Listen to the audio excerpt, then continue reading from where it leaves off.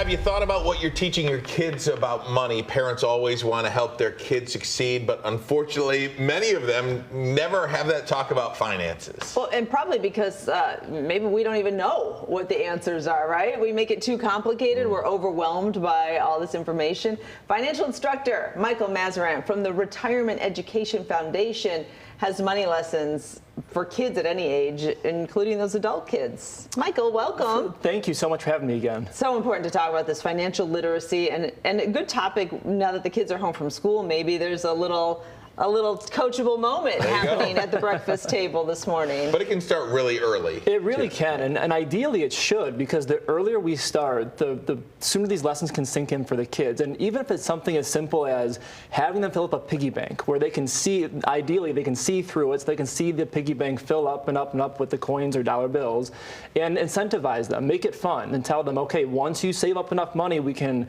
crack open the piggy bank and go buy a toy, or go buy ice cream, go buy whatever will make them excited about it, to help them begin to form that savings muscle and teach them, if you delay gratification, if you save, you get rewarded down the road for it.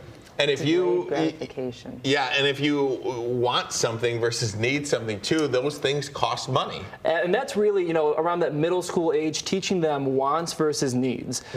A lot of middle schoolers think they need the cool new shoes, or they need that cool shirt.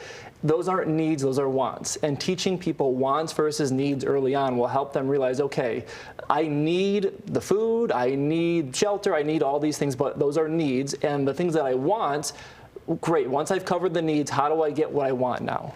Also, you say consider an allowance. It is important that kids have money. In order to respect money and learn how to handle money, they have to have some money to deal with. They have to have some money to deal with, absolutely, to get a sense of, okay, practicing. I have $5 in my pocket and I'm walking past the corner store, and boy, I would love some candy, but I'm saving this for 2 weeks from now for a concert I'm going to, or for a movie I want to go to.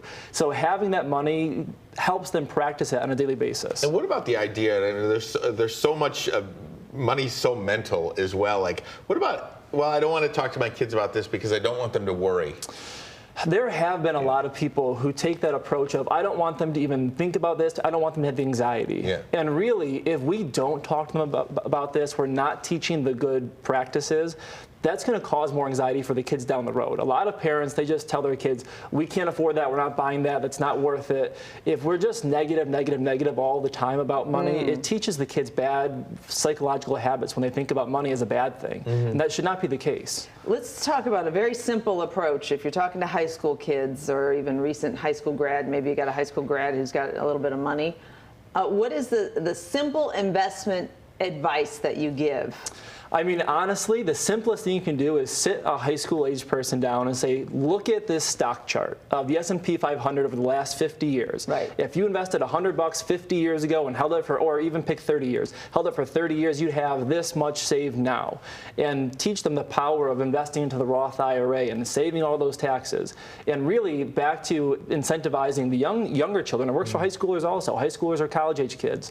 Tell them, if you put $100 in your Roth IRA, I'll match it. I'll put $100 in there for you also, to really help them, incentivize them to start saving and learning how to save for retirement. And the Roth IRA, you're not paying taxes when you take it out. Exactly. You're paying the taxes now when they're in a very, very low tax bracket, and it grows tax-free.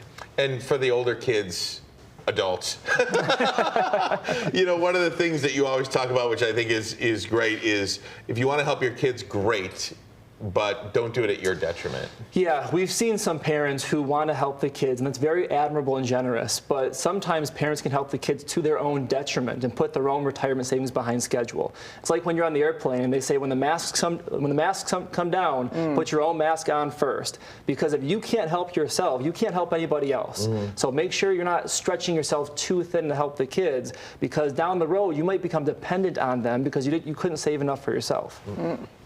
Great it's info. tough, yeah, it is. Man, when you're dealing with kids and you want to help them buy things, but you also want to teach them to work hard and save, and these are all good lessons that we can kind of chip away at. And it's another reason why it's so important for people to have good habits themselves. The kids are going to see how their parents act with money, how their parents save, and how diligent their parents are also. There you go.